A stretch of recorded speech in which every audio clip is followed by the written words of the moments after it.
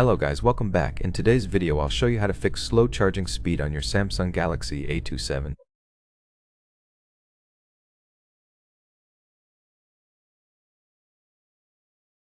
First, what you want to do is make sure that you have fast charging turned on. This is very important because if you do not have it turned on, that is the reason why your phone is slow charging. We're going to go to Settings. In Settings, we're going to scroll a bit down to Battery. In Battery, we're going to go over into Charging Settings here. If your fast charging has a gray and white switch, make sure that it's blue and white because that means it's enabled. Now it's turned on. You want to make sure that your charger has the power to charge your phone using fast charging.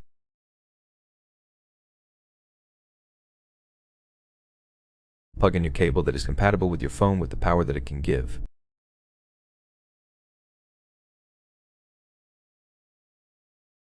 As you can see now, our phone is fast charging. Let's quickly lock it.